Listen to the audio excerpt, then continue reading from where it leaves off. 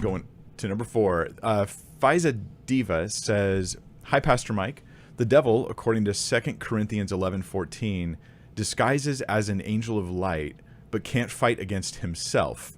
Mark 3:24, or his kingdom won't stand. What if in disguising he condemns himself?" Okay, let me go to these 2 verses, and then we'll take your hypothetical and consider it. So 2 Corinthians 11:14. So Satan disguises himself as an angel of light. This is such an interesting thing. I would love to spend a whole research project on that one topic. But Satan disguises himself as an angel of light. And the point here is, so it's no surprise if his servants also disguise themselves as servants of righteousness. Their ends will correspond to their deeds. Here it's about false teachers and false apostles, deceitful workmen. These are people pretending to be Christian leaders. I mean, they are leaders in Christianity, but they're pretending that they're representing Christ well, but they're actually serving Satan. And their end will correspond to their deeds. Their wicked deeds will eventually catch up with them. So that's the idea here. Now, you say, well, let's go to the other verse as well, which is Mark 3:24.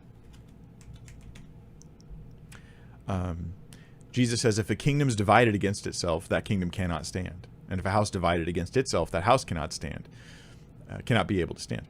And if Satan has risen up against himself and is divided, he cannot stand, but is coming to an end." So why is he saying this? Well, he's not talking about false teachers here. He's talking about casting out demons.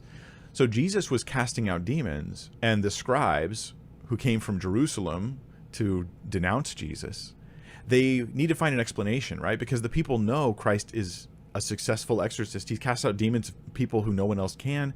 He casts out demons of a demoniac, of a demon-possessed person who walked into a synagogue. It's been too public. It has to have an explanation now.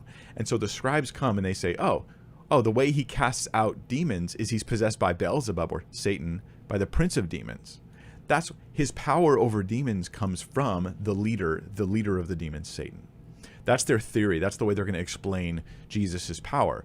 And so he's like, how can Satan cast out Satan?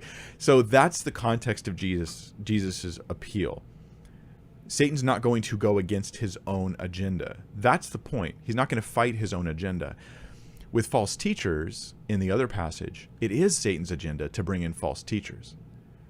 Now, for your hypo, so I don't see these as at odds. I see them as part of the same agenda. But your question in the end was, what if in disguising he condemns himself? What if the person who's a false apostle actually ends up causing harm to Satan's kingdom? I would say they probably will, but it will be inadvertently and not intentionally, and that's the big difference. Satan's not going to cast out Satan intentionally, but he will do things that backfire all the time, just like with the cross. Satan's thinking, this is my greatest victory, right? But it was actually his great defeat. He didn't know it.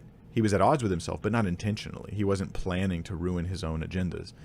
And ultimately, his kingdom will not stand. So, of course, it's going to fail. But Jesus' point was just he's not going to intentionally go against his own agendas.